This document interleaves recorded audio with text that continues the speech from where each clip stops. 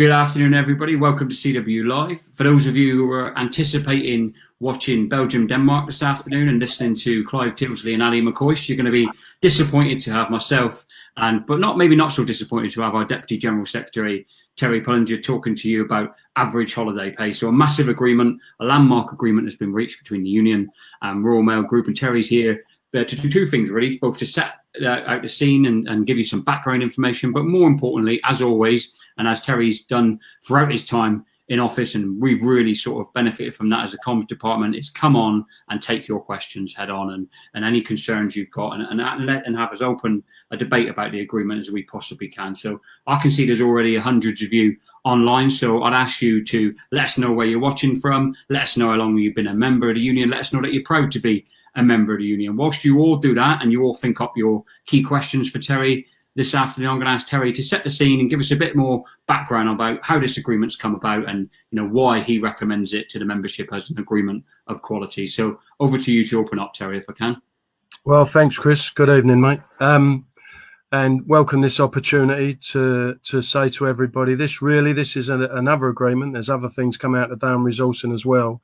But all the other work that's been going on ever since we got the Pathway to Change agreement, getting in the slipstream really of a genuine desire and commitment by both parties at the highest level to change the culture in this industry and do the right thing by people, create a fairer work environment for everybody, etc. So off of the back of those conversations and that start point, we've started trying to deal with some of the long outstanding issues, actually. So on average holiday pay, this agreement, this has been the subject of talks with the employer since 2014.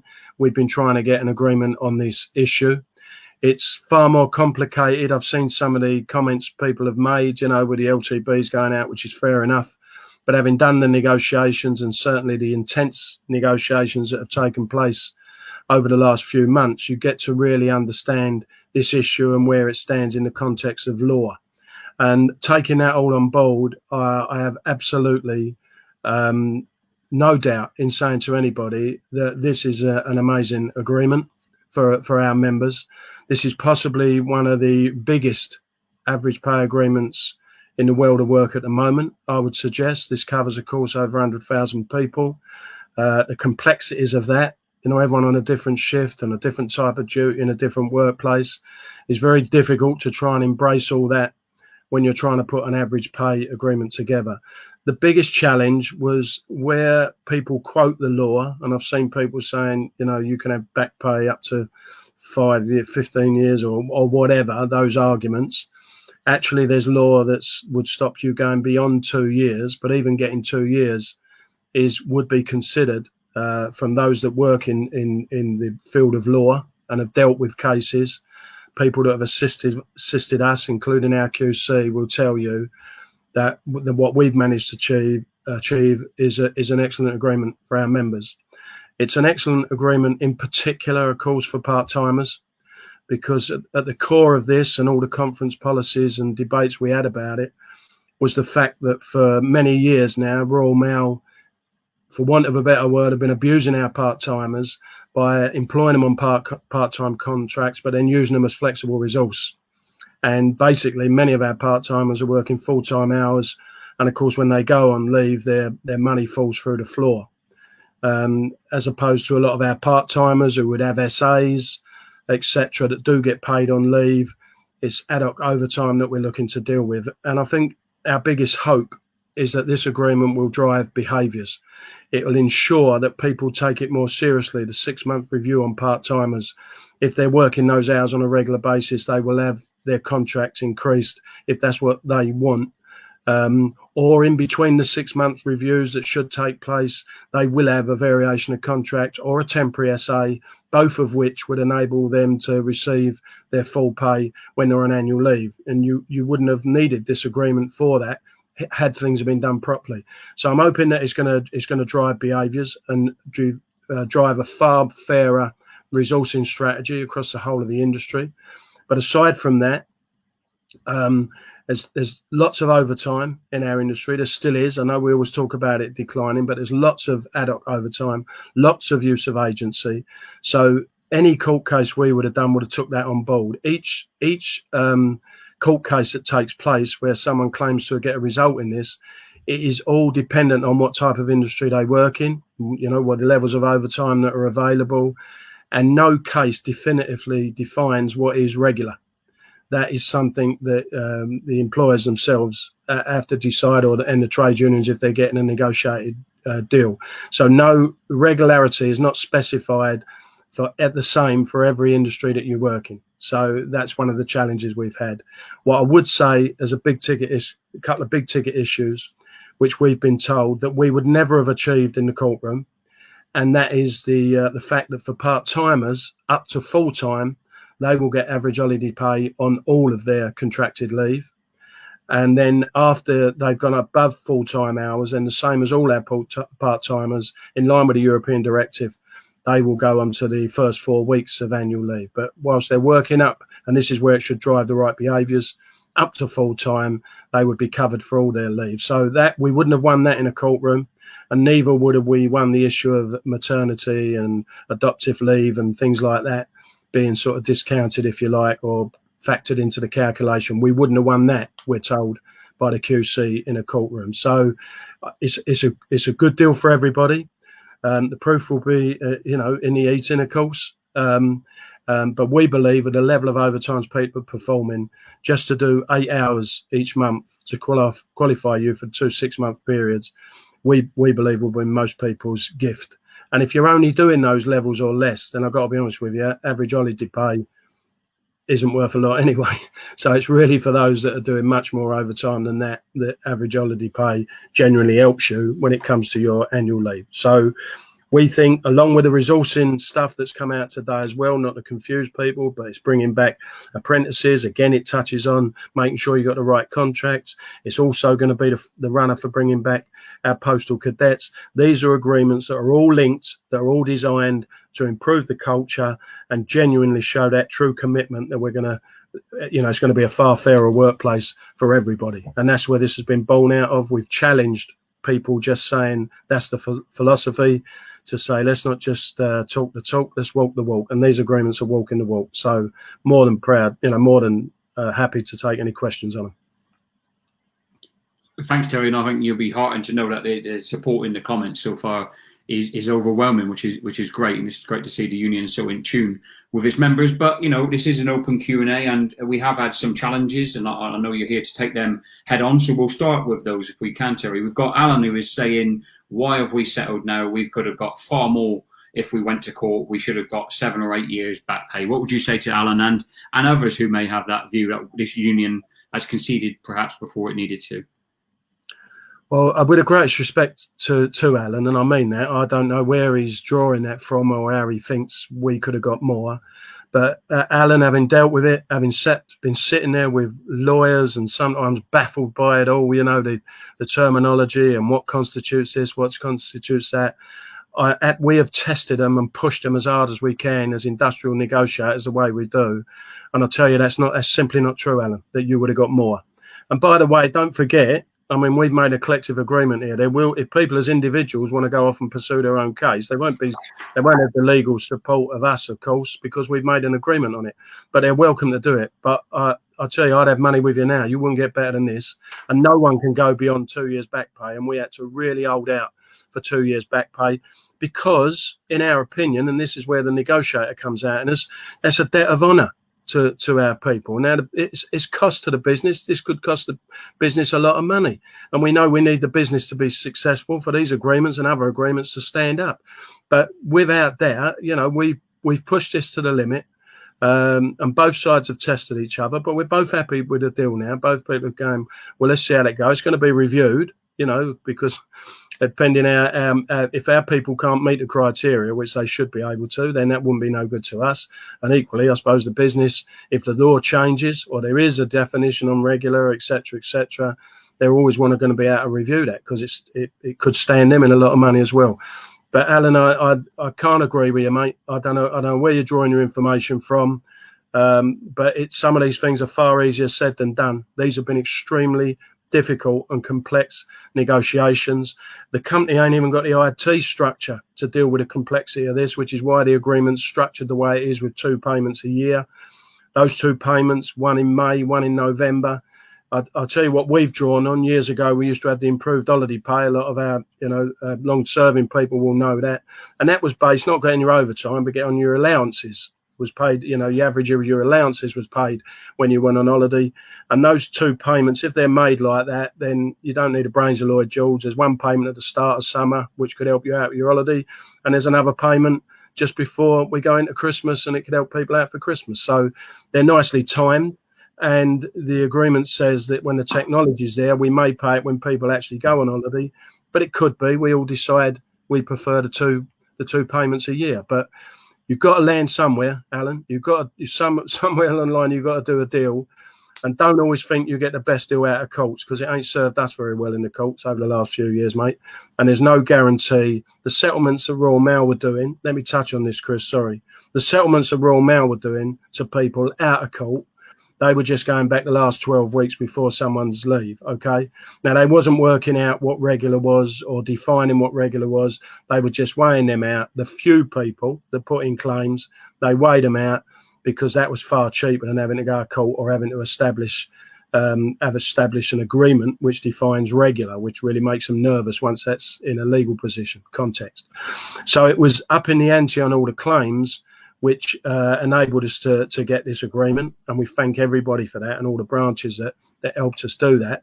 But even if they'd have done a deal just based on the previous 12 weeks before you went on holiday, they still would have had, in an agreement with a union, there would have to been some sort of what defines regular within that 12 weeks. So whenever you do it, over whatever periods, you've got to have what defines regular. You wouldn't get more than 2 years back pay. It's law in this country now. You can't go beyond 2 years.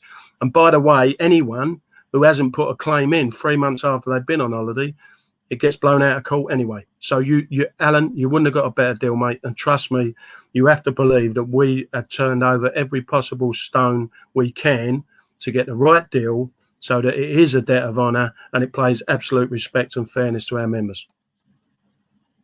Thanks, Terry. Again, sort of in the more difficult question bracket, or not difficult, really just challenging. I'm going to put both questions to you and give you the chance to set out the case. We've got Paul saying that once again in this agreement, part-time members have been shafted, and we've got Amy saying, I'm a full-time member, I've been shafted. So what would you say to Paul and Amy as they come from this from two different viewpoints, should we say? Well, as usual in this job, you can't win, Chris. You can't please all of the people all of the time. Part-timers being shafted, Paul, you really are having a laugh, mate. Part-timers, we would never have got the first 6 weeks up to full-time hours. And the part-time, the vast majority, if not, 98% or whatever of our claims were part-timers. And these guys have got high levels because obviously they're working every day. They're working above their conditioned hours every day. So those that are working up to full-time, etc.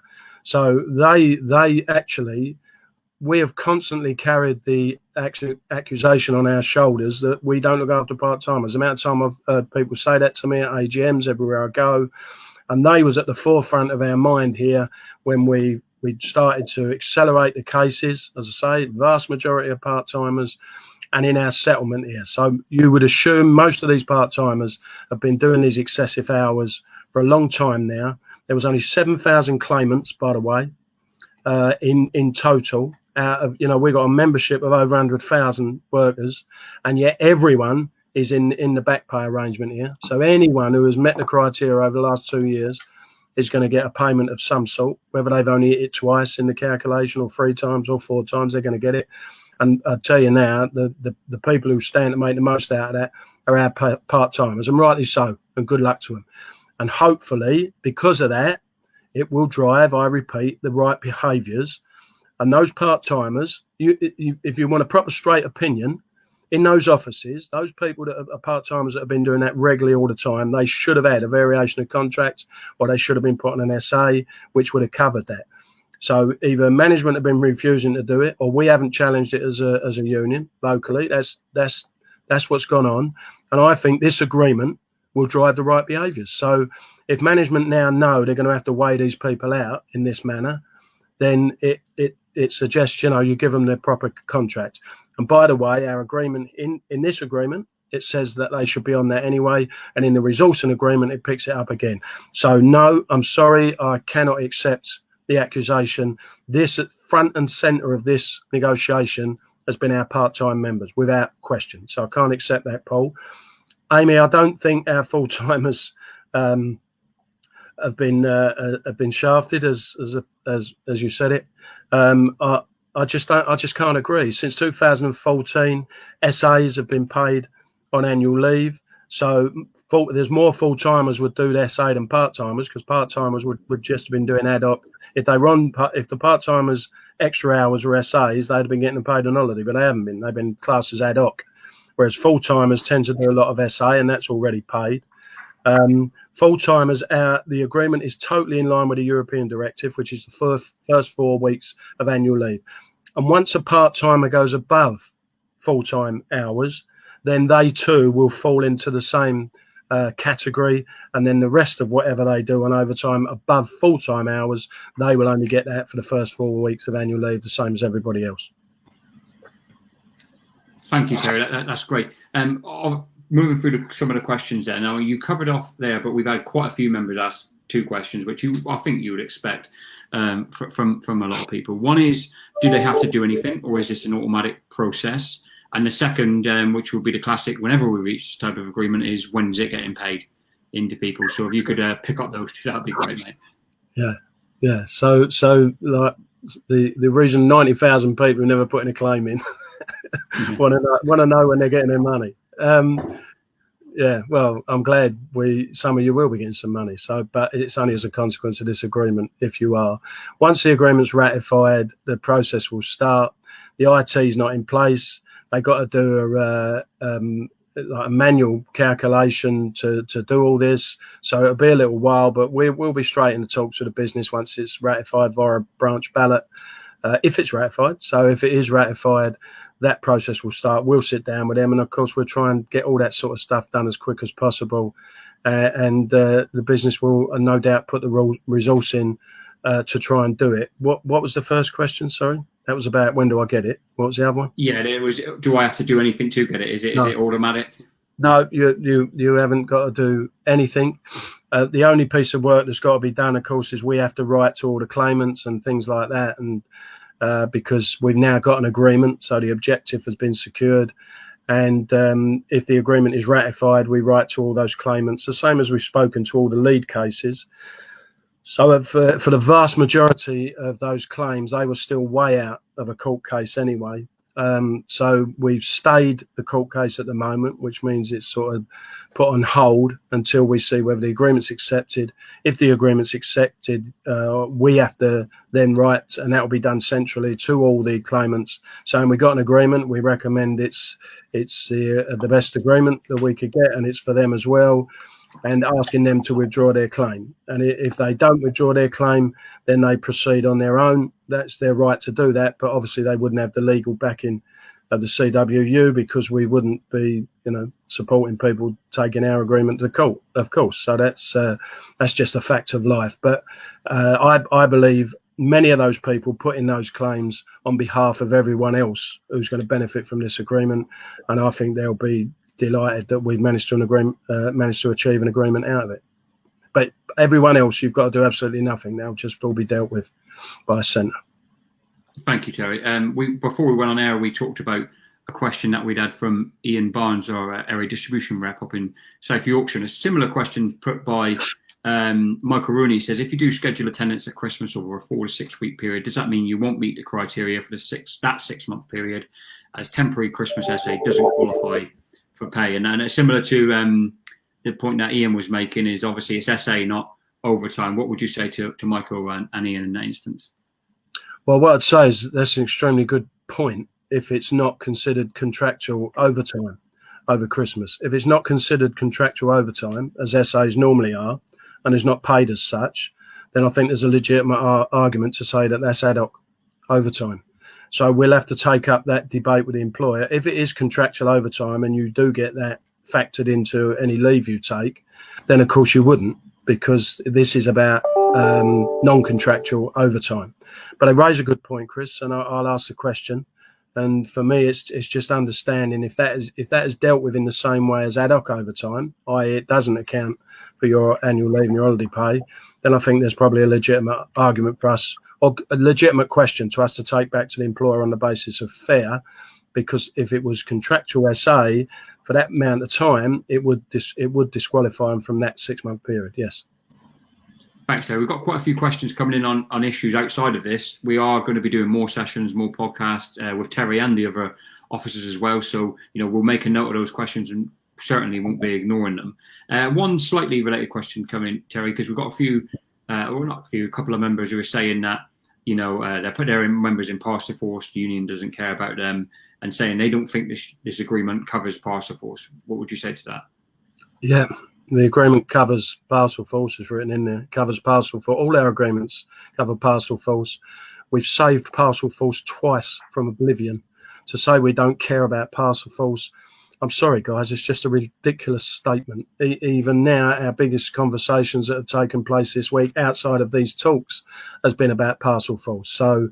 And getting Parcelforce back in the right place where it should be and what's going on in Parcelforce, etc., etc. So I just don't accept that. You may feel like that. I can't help how you feel, and I can't tell you how to feel.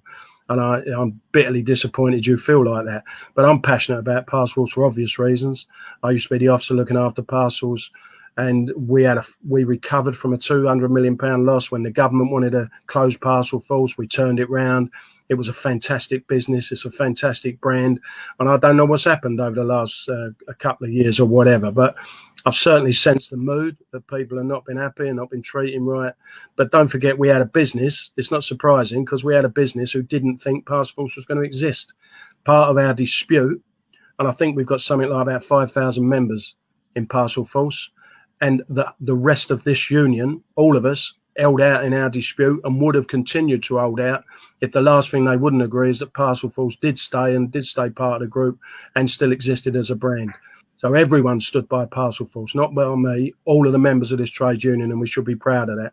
The fact that we're now having to argue about what is the appropriate business plan for Parcelforce going forward and maintain the brand, because it's an important brand, is because we're starting from scratch, because the business, of course, we're working on the assumption during our dispute it wasn't even going to be here. It was going to go outside the group and it would have been part of GLS. So to say we don't care about Parcelforce is disappointing language. I've got to be honest. You might be disappointed where it is at the moment, but to accuse us of not fighting for Parcelforce, you ain't on, because it ain't just us who's fault for it. It's every member in this union in that dispute who voted yes in 90 odd percentages to defend not just Royal Mail, but defend Parcelforce as well.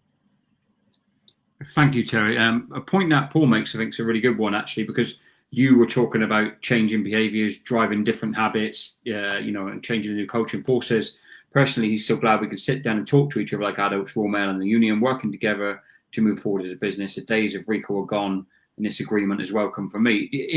Is Paul picking up, the right train of thought from you there, Terry, which is this is an indicator of a more positive working relationship and has wider implications than just this singular agreement? Yeah, it is, but it's all predicated on the company being successful. Of course it is. It's a privately owned business. We knew where we were just over a year ago, Chris. The business was earmarked for losing money. We were talking about thousands of job losses. Forget the RICO back plan. The RICO back plan would have, in our estimate, would have taken out 30 or 40,000 people, because they were up to doing away with, the 5 or 6 or 5 day USO. They'd have gone even less on the USO. They were fixated on parcels and parcels alone and just wanted to build up an international parcel company. So the vision was all wrong. But when we went into these talks after RICO had gone, there was still the proposals on the table were still job cuts. It was up to about 12,000 jobs, I think, this year. It was still cutting terms and conditions. It was cutting things like sick pay and, tightening up on attendance procedures. It was all about bearing down on the employee. It's drastically changed. These are conversations we've been wanting. This is our moment. We fought to have a right to shape the future of this industry. reinvigorate Royal Mail, redesign it, Royal Mail for a next generation, however you want to put it. That's exactly what this union fought for. And we're doing it. And what a start we've had, because we're already talking about more products and services, more 7-day working. These were union policies as well, by the way. And we are getting work in, and but every now and again you get a dip. At the moment, there's a dip in revenue, there's a dip in parcels. And of course, people look at the numbers. We're doing deals like this, which put money in our members' pockets, treat them fairly, treat them with respect, and reward them appropriately. But you ain't to be able to keep doing that, are you, if you've got a company that don't make no money? So the conversation now is far more, for me, this is the conversation we wanted. You can still be tough, and we are tough as a union. We force things like this agreement. You don't get these things from a business. They don't just come along, give it to them like a birthday present, do they? You have to argue your case, and you have to have strong logic. But if we improve the culture, it's massive in Royal Mail. You get the culture right, and people feel proud about the job. People feel motivated. You've got to have vocational sense of purpose, and so we should. We are the darlings of our nation, of the UK, without question. The brand of Royal Mail and how the people feel about their postal workers is massive. We're ahead of the game on the green agenda. There's no reason, and this is what the union has always said, there's no reason this can't be a massively successful company and public service and outperform everybody else and be the company of choice to work for, to use, etc., and the number one company for ethical investment. That's what we're striving for. That is what we're striving for. But how can you change the culture unless you start addressing some of these issues that are blatantly unfair to the people who work for Royal Mail? That's how we're getting these agreements. But I will say this to everyone. It ain't like, money just falling out of the air. We still got to be successful as a business, and we will be driving that as well. We won't win contracts. We won't get growth. We won't save Parcel Force unless we can perform right, unless we can get the work in, unless we can get the revenue in. But, to a lot of companies would have said to you, yeah, all right, we'll jam tomorrow. You can't have these things till a lot later or 3 years' time. Let's see if you're successful. No, we're doing it. Mutual interest, something with the business, something with the union, something with the business, something with the members, moving forward together. We're putting the things in, trying to repair the things that drags people down. So I know that in terms of the culture in the workplace, it's going to take time. Culture takes a long time to turn around. I can tell everyone, someone's saying there about adult conversations, that they are adult conversations. There's a lot of disquiet in the management community because suddenly they're being challenged about how we treat people, how we talk to people, how have we tried to get the best out of people, etc., etc. So everyone's getting challenged here to turn this business into the place to work and the place we want our children that are working. In the resourcing document, apprentices, 1,000 apprentices. Hopefully, it don't have to be young people who are an apprentice, but hopefully young people are going to pick up those apprenticeships. And then we want to drive on the postal cadets, 16 to 18-year-olds, can't leave school, or what they call school, staying on with them 2 years, basically keeping them off the dole in a lot of cases, can't start work unless there's an appropriate training package.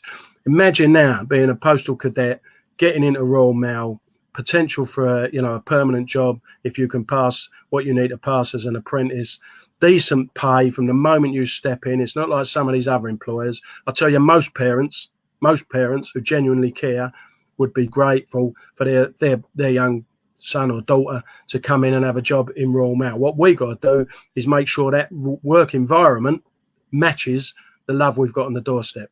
People should come into work and they shouldn't have all the stress we've had for the last few years. And we're putting it right. We're determined to put it right. And that's not just me.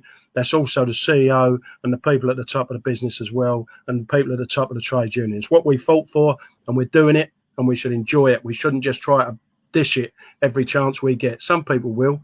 But this, I'll tell you now, as difficult as this may be, if people think it's difficult and embracing change and embracing growth and everything else that goes with it, I'd far rather be sitting here than where we were 2 years ago or even a year ago when we're trying to deal with thousands of job losses and pay cuts, etc. This is the place to be.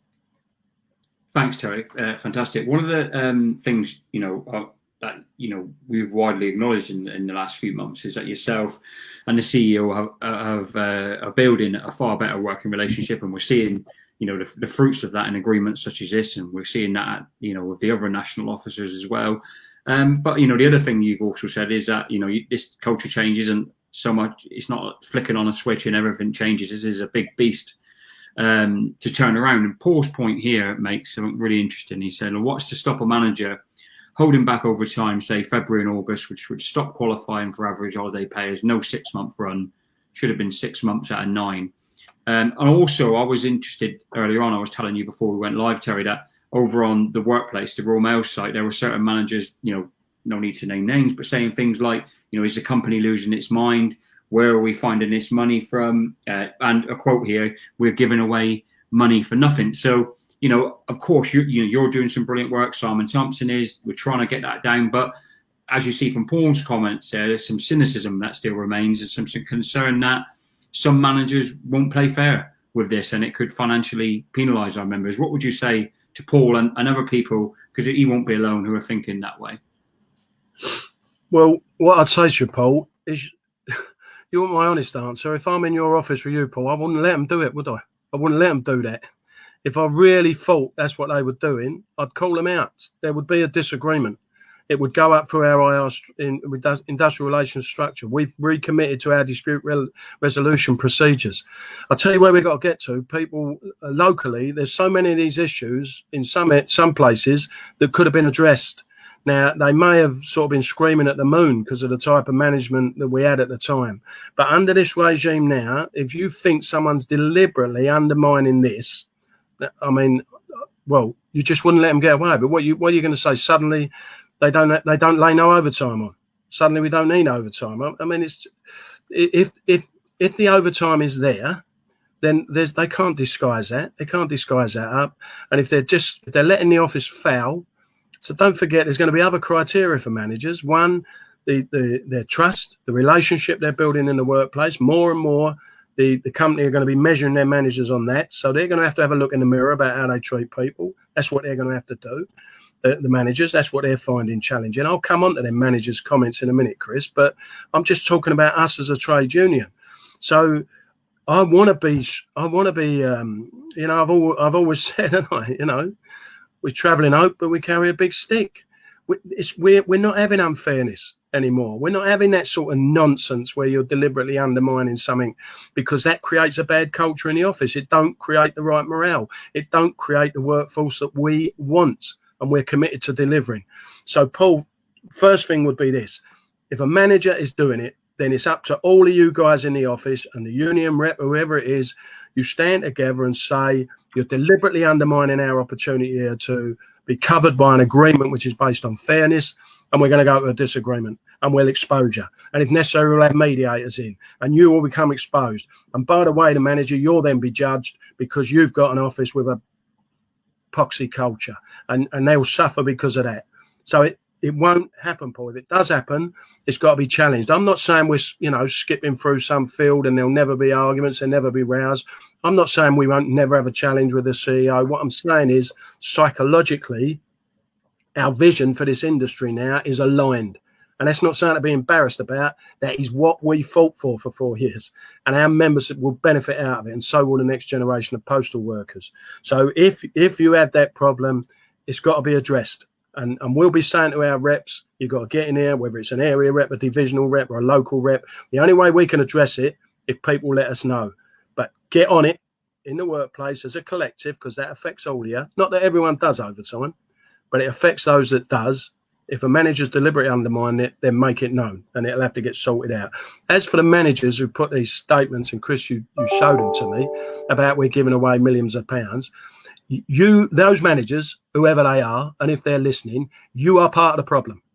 You are part of the problem, because if that's how you look at our people, like, oh, I've got to give them people some money. They are owed that money. You've been exploiting part-timers for the last 5-6 years. You as a manager could have done something about that, and you've done nothing about it for them people. So don't give it to me that now we've got an agreement that's fair, that you as a manager think we're giving the money away. And by the way, wake up, because Unite, representing the managers, had a deal on this before our agreement. It's not the same as our agreement, but they had done a deal on it. They done a deal on it first from managers that do overtime. I can only assume those managers, Chris, are on the type of contract and salary where they don't get overtime, which means they're earning a nice few quid. So stop having a pop at our people that deliver everything on this business, that deliver the public in terms of our brand and do a magnificent job. Start looking at them as our assets and not as your enemy or someone that you just want to give pittance to. We're not here for the scraps off of your table, mate. Thank you, Terry. Fantastic. So, I mean, got a few more questions I want to put to Terry, then give him a chance to sum up. If you like what you hear and you're sort of proud of the achievement from the union, then just let us know that. We'll share the best of the comments on screen. Simply put CW and proud in the comments, and we'll share those on screen. If you are proud of, once again, a landmark and a breakthrough agreement's been achieved via your support by your fantastic union, just CW in proud in the comments. Whilst you get on with that and consider doing that, I'm going to ask Terry a couple more questions. One is from Ashley, Terry, and she is asking, is maternity factored into this in any way? Because I don't want to lose out, because obviously I've taken time off to have a baby. That's from Ashley. Yeah, it is. Yeah, Ashley, it's in there. And again, that's something they said we wouldn't have got in court. So adjustments for employees on maternity, adoption and shared parental leave is in there. So if you're off for a period of time within the 6 months because of those issues, then obviously your calculation will be adjusted accordingly. So that's fair. But I have to say to you again, and I will repeat it because it's really important, we wouldn't have won that in a courtroom, and our QC said that. They wouldn't have addressed that. All we would have got is, if we'd have got a deal and they would have set the criteria, it wouldn't necessarily be the criteria we've got now. It wouldn't necessarily be as good as what we've got now, and it would have only been for the first 4 weeks of annual leave. So for our part-timers or people in those, employees with maternity or adoptive or shared parental leave, etc., you wouldn't have got anything for that. So we have in our agreement, and I genuinely believe, Chris, right, and I'll say this because it should be said. I don't know why we shouldn't be saying it. CW is driving the proactive, positive agenda. Our pension scheme, and I know it ain't here yet, but we're pushing that through. No one else has got that. I believe this agreement, this will be held up in places like the TUC. This is probably one of the biggest, if not the biggest, agreement on average holiday pay. Very complicated issue, which we've tried to simplify so that people can monitor it. And I think this I'm just going back to a question you asked earlier. The 2 6-month periods broken down into months. Some will be 4 weeks, some will be 5 weeks. The dates for those periods will be published, and people themselves can manage what they're doing or when they're doing. So they will know if within that 4 or 5 week period they've done 8 hours overtime. Don't forget, if you break that down, it's like 2 hours a week. In a 5 week period, it's less than 2 hours a week overtime. And if you're only doing them sort of numbers, then trust me, the average holiday pay calculation wouldn't even pay for your cab to the airport. So we've got to be realistic about what it is we're trying to achieve and cover off for people here. But don't forget as well, once you've reached the criteria of 8 hours a month, then all of your overtime is covered by this agreement and would be calculated as an average. Thank you, Terry. Brilliant. And thanks to everyone who's putting your comments in, how pleased you are with the agreement. That's fantastic. And there's a flood there. I obviously can't put them all up.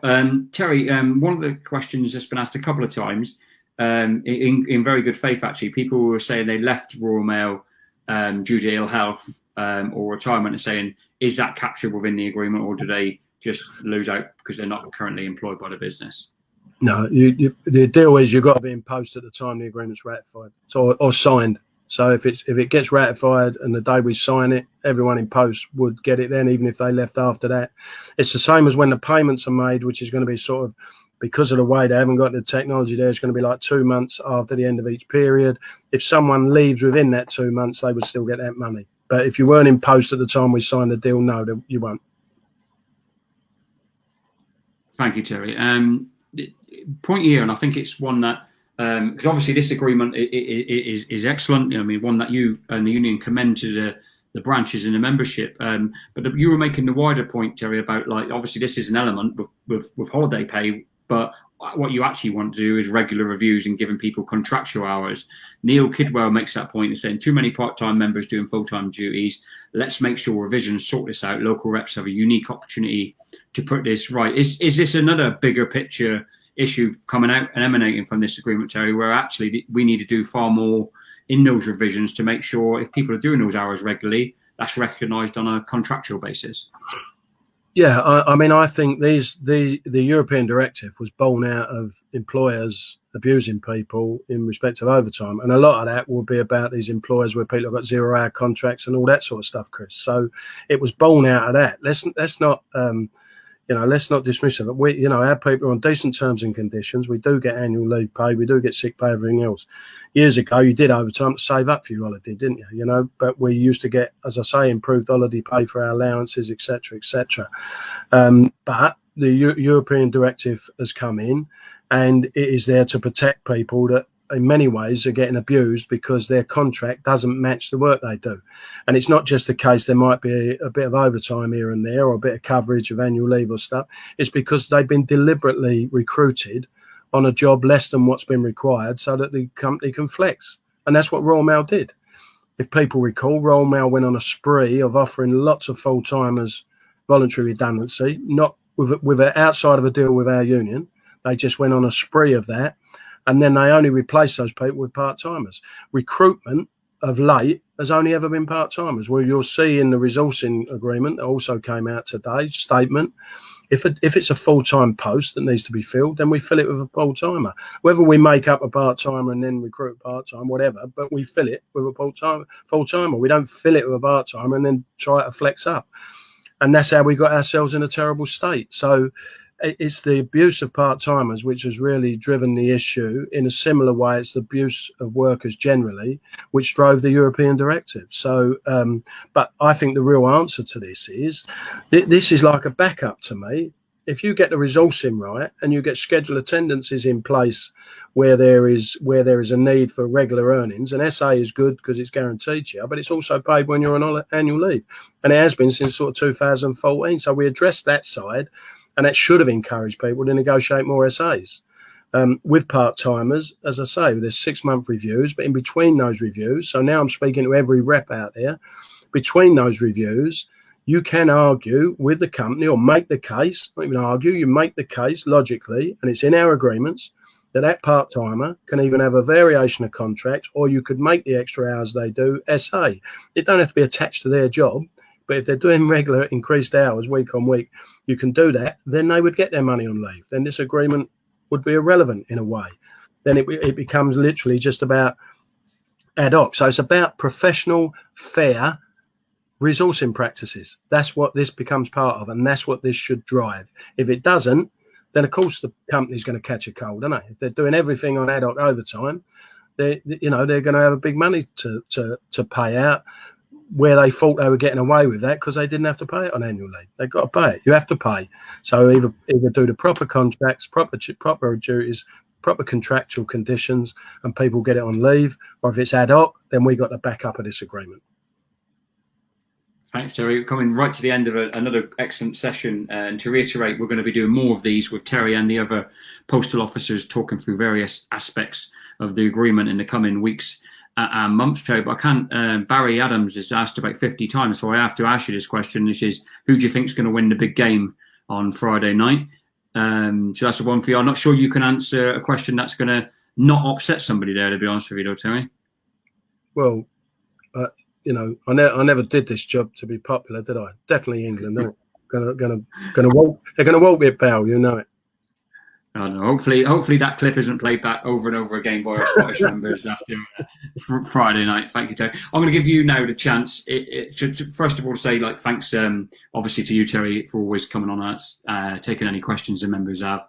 I think some excellent questions as well. So thank you to everyone who's come on. Obviously, you've got your branches as well to follow up your individual aspects of this. But to reiterate, as Terry said, the process is automatic, so you don't have to do anything if you don't want to. But if you have got questions, get in touch with your branch. And I'm just going to hand over to Terry now to give any final thoughts on the agreement and anything else you want to get across, Terry. Oh, I'll do that. But just before I do that, I'll say our mates and colleagues in Scotland are not the only ones that are passionate. And I think they would have answered that question exactly the same if you'd have asked them who they think is going to win on Friday. So good luck to everyone. Now, on this agreement, I genuinely believe the union should be very proud of it. I think there'll be lots of observers outside the CW once again on another agreement we've managed to achieve. To be honest, when we were trying to do our research, you'd be surprised the amount of big employers and big unions that haven't got an agreement yet around these type of issues, and they're not necessarily getting the joy through the courts. And I'd rather not. I'd rather we used our industrial strength and our intelligence to negotiate the right agreements for our people. And I think we've done it on this occasion. There is a complexity sometimes about it. Of course, people are going to have questions, but I would say since 2014, Chris, and don't forget we only generated 7,000 claims out of over 100,000 workers, then there's a lot of people, I don't know how concerned they really were about it or whether they weren't, but the community that was really getting battered here, in my opinion, and I use that sort of language, was our part-timers. It was grossly unfair, and we've now addressed that. So I hope our part-time colleagues respect the fact we've done that once again, using the strength of the whole union, the same way as we use the strength of the whole union to protect Parcelforce. We are trying to design a local reps brief on this, Chris, so that, you know, a little go-to document that they can use if they're getting questions locally. And we'll also, as you said, working with you, we'd like to draw up and draw out as many of the questions that have been asked either on this platform or through other platforms, or going forward as people watch this or podcast, try and draw them out and get a list of the most asked questions and the answers to them, and then circulate that for people as well. So we'll do our best to explain it, and I hope everyone, you know, gets their just reward for the last 2 years that have been carrying out ad hoc overtime on a regular basis for the business. And I genuinely hope it drives the right behaviours in terms of resourcing, and we get back to where we were years ago, proper professional resourcing, which allows us to do our job properly, have the greatest quality of service, which is really the jewel in the crown. And we've got to get back to that position. And we're not going to get back to it with the type of resourcing strategy the previous managerial regime had. It's genuine, what we're trying to do at the moment. And I think these agreements should be seen as progressive, not just in terms of outside of our industry, but progressive in terms of where this company wants to go going forward, and how we are absolutely committed to changing the culture and ensure that our members, who do a great job, get their due respect and get treated fairly in every single workplace. Thank you, Terry, and so thank you to you. Thank you to everyone who's asked us a question. From Terry and myself, the message is really simple. Thanks for your support. Stick with the union and keep getting behind your local rep. We'll see you all later. Good evening.